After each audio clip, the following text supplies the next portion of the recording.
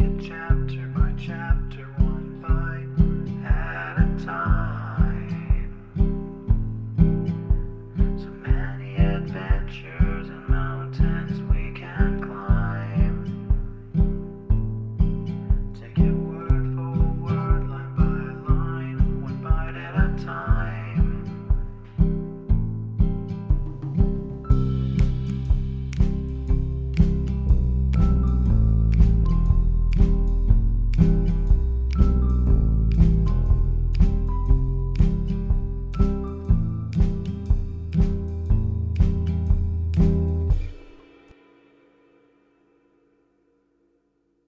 Welcome to Bite at a Time Books, where we read you your favorite classics one bite at a time. My name is Bree Carlile, and I love to read, and wanted to share my passion with listeners like you. If you want to know what's coming next and vote on upcoming books, sign up for our newsletter at biteatatimebooks.com. You'll also find our new t-shirts in the shop, including podcast shirts and quote shirts from your favorite classic novels. Be sure to follow my show on your favorite podcast platform so you get all the new episodes. You can find most of our links in the show notes. But also our website, biteatatimebooks.com, includes all of the links for our show, including to our Patreon to support the show, and YouTube, where we have special behind the narration of the episodes. We're part of the Bite at a Time Books Productions Network. If you'd also like to hear what inspired your favorite classic authors to write their novels, and what was going on in the world at the time, check out the Bite at a Time Books Behind the Story podcast, wherever you listen to podcasts. Please note, while we try to keep the text as close to the original as possible, some words have been changed to honor the marginalized communities who've identified the words as harmful, and to stay in alignment with Bite at a Time Books' brand values. Today we'll be continuing Little Women by Louisa May Alcott. 9. Meg Goes to Vanity Fair. I do think it was the most fortunate thing in the world that those children should have the measles just now, said Meg one April day as she stood packing the go-abroady trunk in her room, surrounded by her sisters. And so nice of Annie Moffat not to forget her promise. A whole fortnight of fun will be regularly splendid, replied Jo, looking like a windmill as she folded skirts with her long arms. And such lovely weather. I'm so glad of that, added Beth, tidily sorting neck and hair ribbons in her best box, lent for the great occasion. I wish I was going to have a fine time and wear all these nice things, said Amy with her mouth full of pins, as she artistically replenished her sister's cushion. I wish you were all going. But as you can't, I shall keep my adventures to tell you when I come back. I'm sure it's the least I can do when you've been so kind, lending me things and helping me get ready, said Meg, glancing round the room at the very simple outfit which seemed nearly perfect in their eyes. What did Mother give you out of the treasure box? Asked Amy, who had not been present at the opening of a certain cedar chest, in which Mrs. March kept a few relics of past splendor, as gifts for her girls when the proper time came. A pair of silk stockings, that pretty carved fan, and a lovely blue sash. I wanted the violet silk, but there isn't time to make it over, so I must be contented with my old tarlatan. It will look nicely over my new muslin skirt, and the sash will set it off beautifully. I wish I hadn't smashed my coral bracelet, for you might have had it, said Jo, who loved to give and lend, but whose possessions were usually too dilapidated to be of much use. There is a lovely old-fashioned pearl set in the treasure box, but Mother said real flowers were the prettiest ornament for a young girl, and Laurie promised to send me all I want, replied Meg. Now let me see. There's my new gray walking suit. Just curl up the feather in my hat, Beth. Then my poplin for Sunday, and the small party. It looks heavy for spring, doesn't it? The violet silk would be so nice. Oh, dear. Never mind, you've got the tarlatan for the big party, and you always look like an angel in white, said Amy, brooding over the little store of finery in which her soul delighted. It isn't low-necked, and it doesn't sweep enough, but it will have to do. My blue house dress looks so well turned and freshly trimmed that I feel as if I'd got a new one. My silk sack isn't a bit the fashion, and my bonnet doesn't look like Sally's. I don't like to say anything, but I was sadly disappointed in my umbrella. I told Mother black with a white handle, but she forgot and bought a green one with a yellowish handle. It's strong and neat, so I ought not to complain. But I know I shall feel ashamed of it beside Annie's silk one with a gold top," sighed Meg, surveying the little umbrella with great disfavor. "Change it," advised Joe. "I won't be so silly or hurt Marmy's feelings when she took so much pains to get my things. It's a nonsensical notion of mine, and I'm not going to give up to it. My silk stockings and 2 pairs of new gloves are my comfort. You are a dear to lend me yours, Joe. I feel so rich and sort of elegant with 2 new pairs, and the old ones cleaned up for common." And Meg took a refreshing peep at her glove box. "Annie Moffat has blue and pink bows on her nightcaps. Would you put some on mine?" she asked, as Beth brought up a pile of snowy muslins fresh from Hannah's hands. "No, I wouldn't, for the smart caps won't match the plain gowns without any trimming on them. Poor folks shouldn't rig," said Joe decidedly. "I wonder if I shall ever be happy enough to have real lace on my clothes and bows on my caps," said Meg impatiently.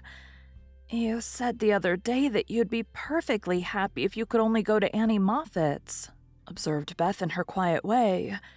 "So I did. Well, I am happy and I won't fret, but it does seem as if the more one gets, the more one wants, doesn't it? There now, the trays are ready and everything in but my ball dress, which I shall leave for Mother to pack," said Meg, cheering up as she glanced from the half-filled trunk to the many times pressed and mended white tarlatan which she called her ball dress with an important air. The next day was fine, and Meg departed in style for a fortnight of novelty and pleasure. Mrs. March had consented to the visit rather reluctantly, fearing that Margaret would come back more discontented than she went. But she had begged so hard, and Sally had promised to take good care of her. And a little pleasure seemed so delightful after a winter of irksome work that the mother yielded, and the daughter went to take her first taste of fashionable life. The Moffats were very fashionable, and simple Meg was rather daunted at first by the splendor of the house and the elegance of its occupants. But they were kindly people, in spite of the frivolous life they led, and soon put their guest at ease. Perhaps Meg felt, without understanding why, that they were not particularly cultivated or intelligent people, and that all their gilding could not quite conceal the ordinary material of which they were made. It certainly was agreeable to fare sumptuously, drive in a fine carriage, wear her best frock every day, and do nothing but enjoy herself. It suited her exactly. And soon she began to imitate the manners and conversation of those about her, to put on little airs and graces, use French phrases, crimp her hair, take in her dresses, and talk about the fashions as well as she could. The more she saw of Annie Moffat's pretty things, the more she envied her, and sighed to be rich. Home now looked bare and dismal as she thought of it. Work grew harder than ever, and she felt that she was a very destitute and much injured girl in spite of the new gloves and silk stockings. She had not much time for repining, however, for the 3 young girls were busily employed in having a good time. They shopped, walked, rode, and called all day, went to theaters and operas, or frolicked at home in the evening, for Annie had many friends and knew how to entertain them. Her older sisters were very fine young ladies, and one was engaged, which was extremely interesting and romantic, Meg thought. Mr. Moffat was a fat, jolly old gentleman who knew her father, and Mrs. Moffat a fat, jolly old lady who took as great a fancy to Meg as her daughter had done. Everyone petted her, and Daisy, as they called her, was in a fair way to have her head turned. When the evening for the small party came, she found that the poplin wouldn't do at all, for the other girls were putting on thin dresses and making themselves very fine indeed. So out came the tarlatan, looking older, limper, and shabbier than ever beside Sally's crisp new one. Meg saw the girls glance at it and then at one another, and her cheeks began to burn, for with all her gentleness she was very proud. No one said a word about it. But Sally offered to dress her hair and Annie to tie her sash, and Belle, the engaged sister, praised her white arms. But in their kindness, Meg saw only pity for her poverty, and her heart felt very heavy as she stood by herself, while the others laughed, chattered, and flew about like gauzy butterflies. The hard, bitter feeling was getting pretty bad when the maid brought in a box of flowers. Before she could speak, Annie had the cover off, and all were exclaiming at the lovely roses, health, and fern within. "It's for Belle, of course. George always sends her some, but these are altogether ravishing," cried Annie with a great sniff. "They're for Miss March," the man said. "And here's a note," put in the maid, holding it to Meg. "What fun! Who are they from? Didn't know you had a lover," cried the girls, fluttering about Meg in a high state of curiosity and surprise.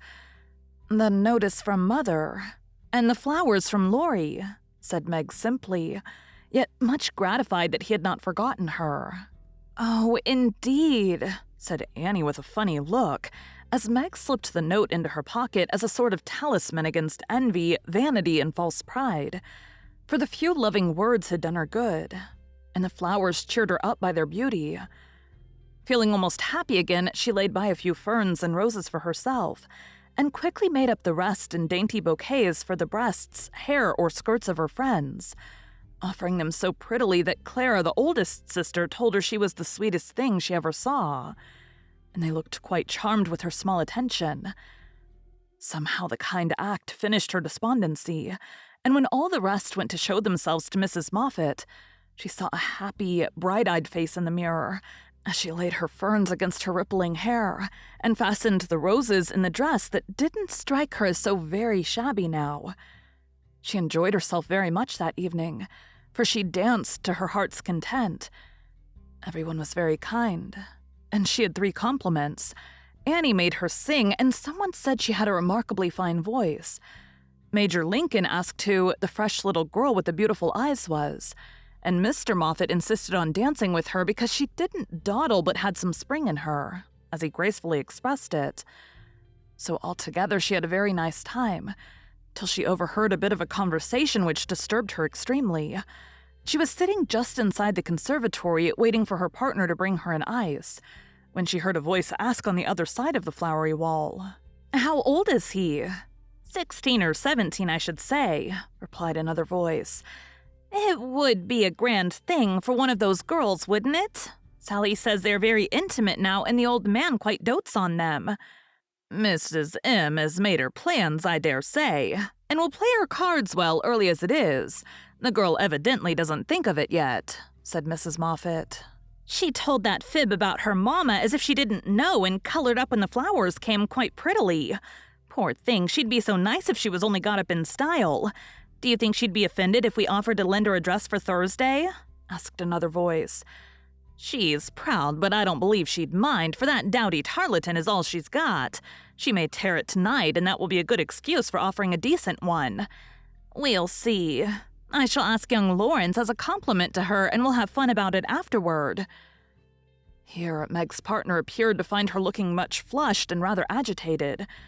She was proud, and her pride was useful just then, for it helped her hide her mortification, anger, and disgust at what she had just heard.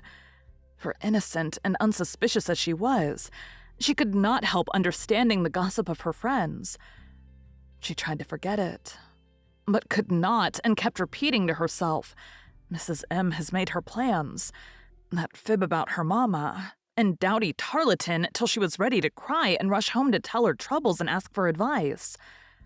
As that was impossible, she did her best to seem gay, and being rather excited, she succeeded so well that no one dreamed what an effort she was making. She was very glad when it was all over, and she was quiet in her bed, where she could think and wonder and fume till her head ached, and her hot cheeks were cooled by a few natural tears. Those foolish yet well-meant words had opened a new world to Meg, and much disturbed the peace of the old one, in which till now she had lived as happily as a child. Her innocent friendship with Laurie was spoiled by the silly speeches she had overheard. Her faith in her mother was a little shaken by the worldly plans attributed to her by Mrs. Moffat, who judged others by herself, and a sensible resolution to be contented with the simple wardrobe which suited a poor man's daughter was weakened by the unnecessary pity of girls who thought a shabby dress one of the greatest calamities under heaven. Poor Meg had a restless night and got up heavy-eyed, unhappy, half resentful towards her friends, and half ashamed of herself for not speaking out frankly and setting everything right. Everybody dawdled that morning, and it was noon before the girls found energy enough to even take up their worsted work. Something in the manner of her friends struck Meg at once. They treated her with more respect, she thought, took quite a tender interest in what she said, and looked at her with eyes that plainly betrayed curiosity. All this surprised and flattered her, though she did not understand it till Miss Bell looked up from her writing and said with a sentimental air, "Daisy, dear, I've sent an invitation to your friend Mr. Lawrence for Thursday. We should like to know him, and it's only a proper compliment to you." Meg colored, but a mischievous fancy to tease the girls made her reply demurely, "You are very kind, but I'm afraid he won't come." "Why not, chérie?" asked Miss Bell. "He's too old." "My child, what do you mean? What is his age? I beg to know," cried Miss Clara. "Nearly 70, I believe," answered Meg, counting stitches to hide the merriment in her eyes. "You sly creature, of course we meant the young man," exclaimed Miss Bell, laughing. "There isn't any. Laurie's only a little boy." And Meg laughed also at the queer look which the sisters exchanged, as she thus described her supposed lover. "About your age," Nan said. "Near my sister Jo's. I am 17 in August," returned Meg, tossing her head. "It's very nice of him to send you flowers, isn't it?" said Annie, looking wise about nothing. "Yes, he often does, to all of us, for their house is full and we are so fond of them. My mother and old Mr. Lawrence are friends, you know, so it is quite natural that we children should play together." And Meg hoped they would say no more. "It's evident Daisy isn't out yet," said Miss Clara to Belle with a nod. "Quite a pastoral state of innocence all round," returned Miss Bell with a shrug. "I'm going out to get some little matters for my girls. Can I do anything for you, young ladies?" asked Mrs. Moffat, lumbering in like an elephant in silk and lace. "No, thank you, ma'am," replied Sally. "I've got my new pink silk for Thursday and don't want a thing." "Nor I," began Meg, but stopped, because it occurred to her that she did want several things and could not have them. "What shall you wear?" asked Sally. "My old white one again, if I can mend it fit to be seen. It got sadly torn last night," said Meg, trying to speak quite easily, but feeling very uncomfortable.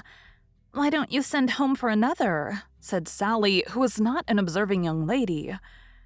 "I haven't got any other." It cost Meg an effort to say that, but Sally did not see it and exclaimed in amiable surprise, "Only that? How funny!" She did not finish her speech, for Belle shook her head at her and broke in, saying kindly, "Not at all. Where's the use of having a lot of dresses when she isn't out? There's no need of sending home, Daisy, even if you had a dozen, for I've got a sweet blue silk laid away, which I've outgrown, and you shall wear it to please me. Won't you, dear?" "You're very kind, but I don't mind my old dress, if you don't. It does well enough for a little girl like me," said Meg. "Now do let me please myself by dressing you up in style. I admire to do it, and you'd be a regular little beauty with a touch here and there. I shan't let anyone see you till you are done, and then we'll burst upon them like Cinderella and her godmother going to the ball," said Belle in her persuasive tone. Meg couldn't refuse the offer so kindly made, for a desire to see if she would be a little beauty after touching up caused her to accept, and forget all her former uncomfortable feelings towards the Moffats. On the Thursday evening, Belle shut herself up with her maid, and between them they turned Meg into a fine lady. They crimped and curled her hair. They polished her neck and arms with some fragrant powder. They touched her lips with a coralline salve to make them redder, and Hortense would have added a soupçon of rouge if Meg had not rebelled. They laced her into a sky-blue dress which was so tight she could hardly breathe, and so low in the neck that modest Meg blushed at herself in the mirror. A set of silver filigree was added. Bracelets, necklace, brooch, and even earrings, for Hortense tied them on with a bit of pink silk, which did not show. A cluster of tea rosebuds at the bosom, and the ruche reconciled Meg to the display of her pretty white shoulders, and a pair of high-heeled blue silk boots satisfied the last wish of her heart. A laced handkerchief, a plumy fan, and a bouquet in a silver holder finished her off, and Miss Bell surveyed her with the satisfaction of a little girl with a newly dressed doll. "Mademoiselle is charmante, très jolie, is she not?" cried Hortense, clasping her hands in an affected rapture. "Come and show yourself," said Miss Bell, leading the way to the room where the others were waiting. As Meg went rustling after with her long skirts trailing, her earrings tinkling, her curls waving, and her heart beating, she felt as if her fun had really begun at last, for the mirror had plainly told her that she was a little beauty. Her friends repeated the pleasing phrase enthusiastically, and for several minutes she stood, like the jackdaw in the fable, enjoying her borrowed plumes while the rest chattered like a party of magpies. "While I dress, do you drill her, Nan, in the management of her skirt, and those French heels, or she will trip herself up. Take your silver butterfly and catch up that long curl on the left side of her head, Clara, and don't any of you disturb the charming work of my hands," said Belle as she hurried away, looking well pleased with her success. "I'm afraid to go down. I feel so queer and stiff and half-dressed," said Meg to Sally as the bell rang, and Mrs. Moffat sent to ask the young ladies to appear at once. "You don't look a bit like yourself, but you are very nice. I'm nowhere beside you, for Belle has heaps of taste, and you're quite French, I assure you. Let your flowers hang. Don't be so careful of them, and be sure you don't trip," returned Sally, trying not to care that Meg was prettier than herself. Keeping that warning carefully in mind, Margaret got safely downstairs and sailed into the drawing rooms, where the Moffats and a few early guests were assembled.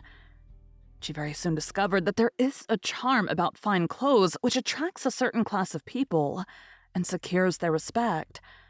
Several young ladies who had taken no notice of her before were very affectionate all of a sudden.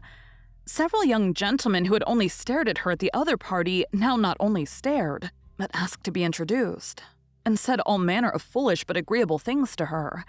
And several old ladies who sat on sofas and criticized the rest of the party inquired who she was, with an air of interest. She heard Mrs. Moffat reply to one of them, "Daisy March, father a colonel in the army, one of our first families, but reverses of fortune, you know. Intimate friends of the Lawrences. Sweet creature, I assure you, my Ned is quite wild about her." "Dear me," said the old lady, putting up her glass for another observation of Meg, who tried to look as if she had not heard and been rather shocked at Mrs. Moffat's fibs. The queer feeling did not pass away, but she imagined herself acting the new part of fine lady, and so got on pretty well, though the tight dress gave her a side ache. The train kept getting under her feet, and she was in constant fear lest her earrings should fly off and get lost or broken. She was flirting her fan and laughing at the feeble jokes of a young gentleman who tried to be witty, when she suddenly stopped laughing and looked confused. For just opposite, she saw Laurie. He was staring at her with undisguised surprise and disapproval also, she thought. For though he bowed and smiled, yet something in his honest eyes made her blush and wish she had her old dress on. To complete her confusion, she saw Belle nudge Annie and both glance from her to Laurie, who she was happy to see looked unusually boyish and shy. Silly creatures to put such thoughts into my head. I won't care for it or let it change me a bit, thought Meg, and rustled across the room to shake hands with her friend. "I'm glad you came. I was afraid you wouldn't," she said with her most grown-up air. "Joe wanted me to come and tell her how you looked, so I did," answered Laurie without turning his eyes upon her, though he half smiled at her maternal tone. "What shall you tell her?" asked Meg, full of curiosity to know his opinion of her, yet feeling ill at ease with him for the first time. "I shall say I didn't know you, for you look so grown up and unlike yourself. I'm quite afraid of you," he said, fumbling at his glove button. "How absurd of you! The girls dressed me up for fun, and I rather like it. Wouldn't Joe stare if she saw me? Said Meg, bent on making him say whether he thought her improved or not. Yes, I think she would, returned Laurie gravely. Don't you like me so? Asked Meg. No, I don't, was the blunt reply. Why not? In an anxious tone. He glanced at her frizzled head. Bare shoulders and fantastically trimmed dress, with an expression that abashed her more than his answer, which had not a particle of his usual politeness about it. I don't like fuss and feathers. That was altogether too much from a lad younger than herself, and Meg walked away, saying petulantly, You are the rudest boy I ever saw. Feeling much ruffled, she went and stood at a quiet window to cool her cheeks, for the tight dress gave her an uncomfortably brilliant color. As she stood there, Major Lincoln passed by, and a minute after she heard him saying to his mother, They're making a fool of that little girl. I wanted you to see her, but they've spoiled her entirely. She's nothing but a doll tonight. Oh, dear, sighed Meg. I wish I'd been sensible and worn my own things. Then I should not have disgusted other people or felt so uncomfortable and ashamed myself. She leaned her forehead on the cool pane and stood half hidden by the curtains, never minding that her favorite waltz had begun, till someone touched her. And turning, she saw Laurie, looking penitent as he said with his very best bow and his hand out, Please forgive my rudeness, and come and dance with me. I'm afraid it will be too disagreeable to you, said Meg, trying to look offended and failing entirely.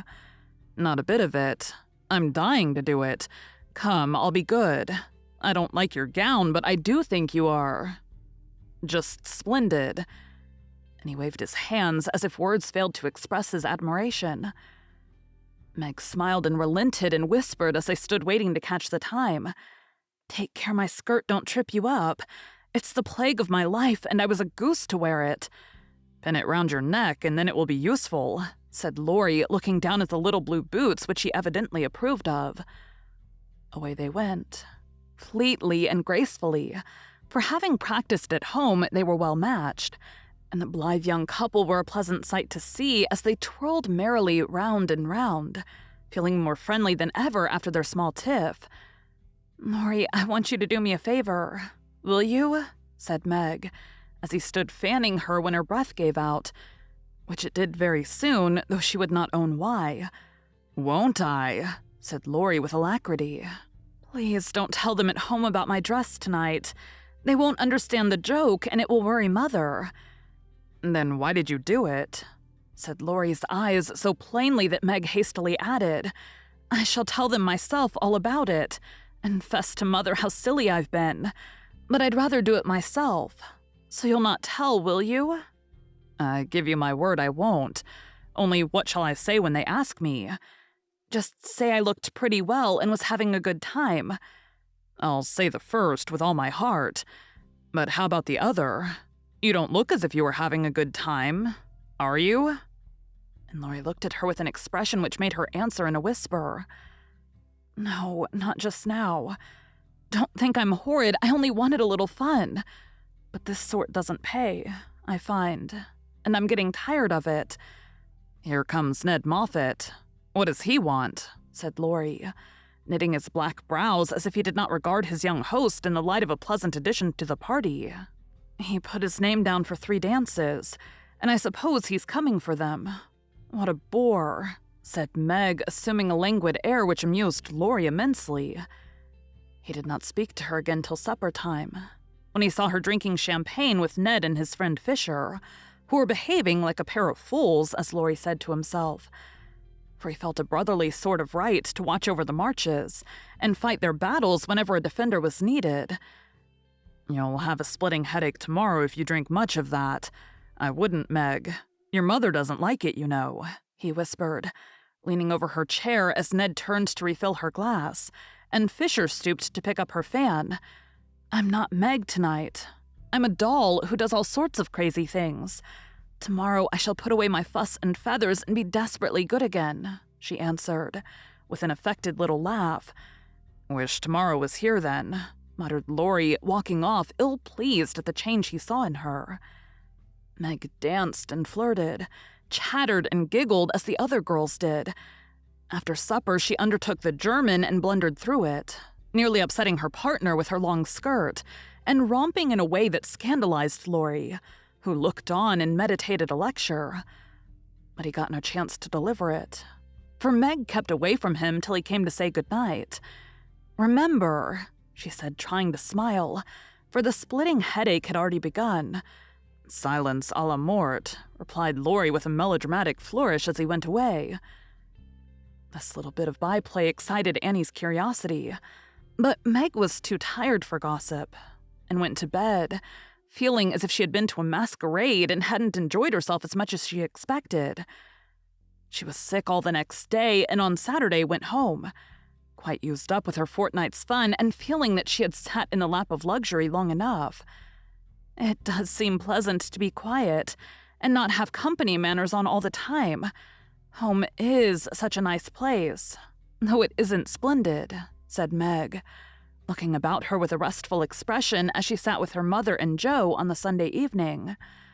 "I'm glad to hear you say so, dear, for I was afraid home would seem dull and poor to you after your fine quarters," replied her mother, who had given her many anxious looks that day, for motherly eyes are quick to see any change in children's faces.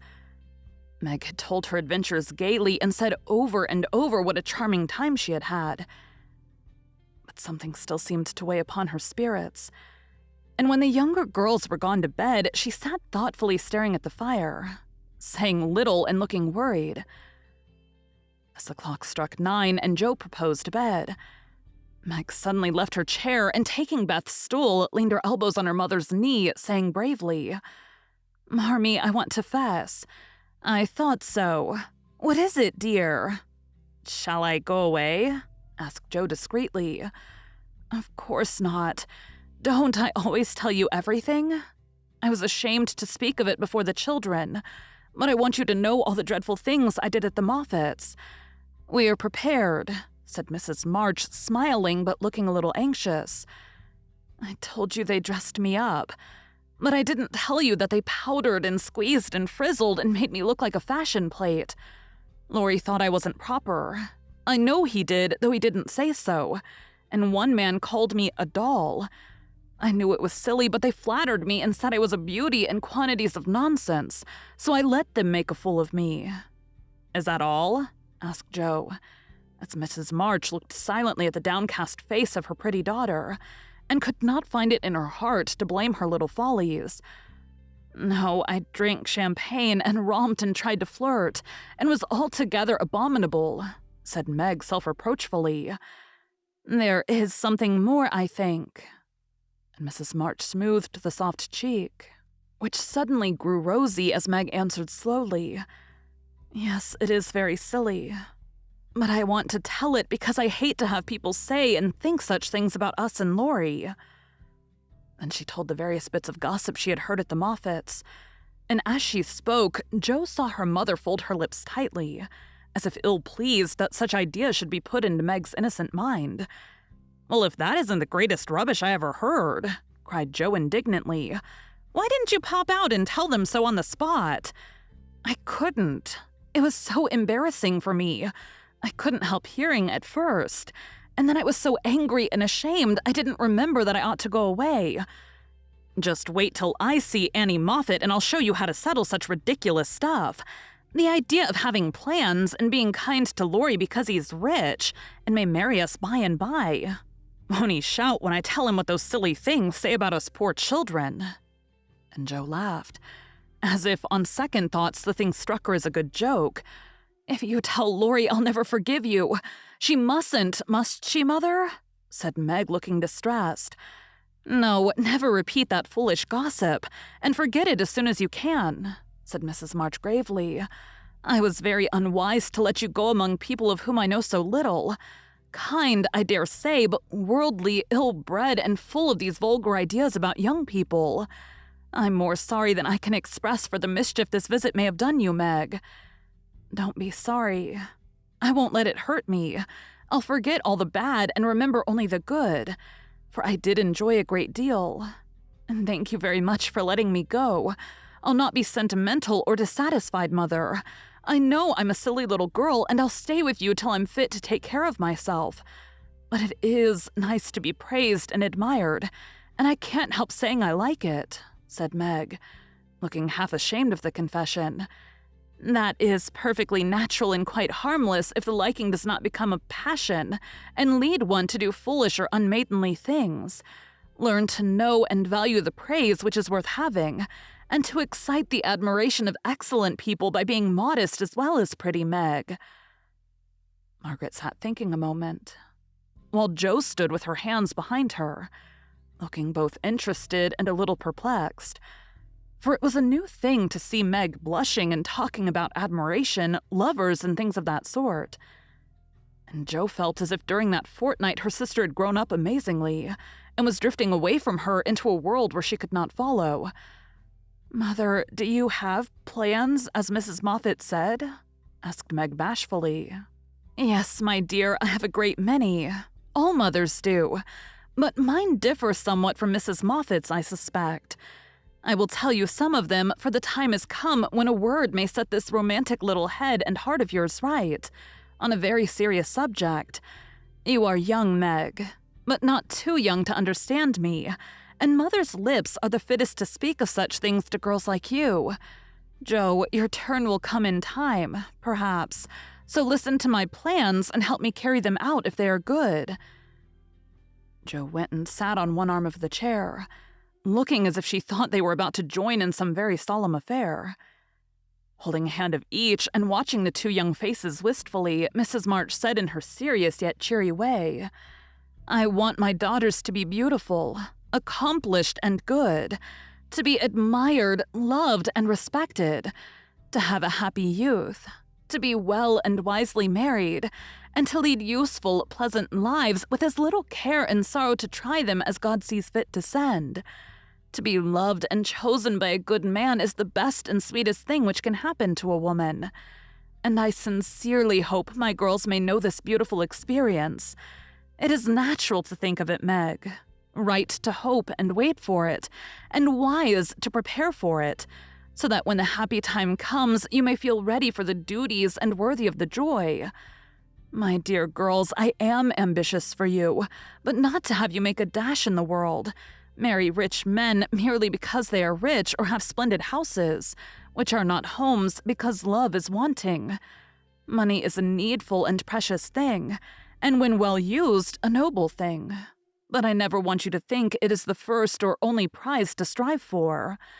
I'd rather see you poor men's wives if you were happy, beloved, contented, than queens on thrones without self-respect and peace. Poor girls don't stand any chance, Belle says, unless they put themselves forward," sighed Meg. "Then we'll be old maids," said Jo stoutly. "Right, Jo. Better be happy old maids than unhappy wives or unmaidenly girls running about to find husbands," said Mrs. March decidedly. "Don't be troubled, Meg. Poverty seldom daunts a sincere lover. Some of the best and most honored women I know were poor girls, but so love-worthy that they were not allowed to be old maids. Leave these things to time. Make this home happy so that you may be fit for homes of your own, if they are offered you, and contented here if they are not. One thing remember, my girls. Mother is always ready to be your confidant, Father to be your friend, and both of us trust and hope that our daughters, whether married or single, will be the pride and comfort of our lives. We will, Marmee, we will," cried both with all their hearts, as she bade them good night. Thank you for joining Bite at a Time Books today, while we read a bite of one of your favorite classics. Again, my name is Bree Carlile, and I hope you come back tomorrow for the next bite of Little Women. Don't forget to sign up for our newsletter at biteatatimebooks.com and check out the shop. You can check out the show notes or our website, biteatatimebooks.com, for the rest of the links for our show. We'd love to hear from you on social media as well.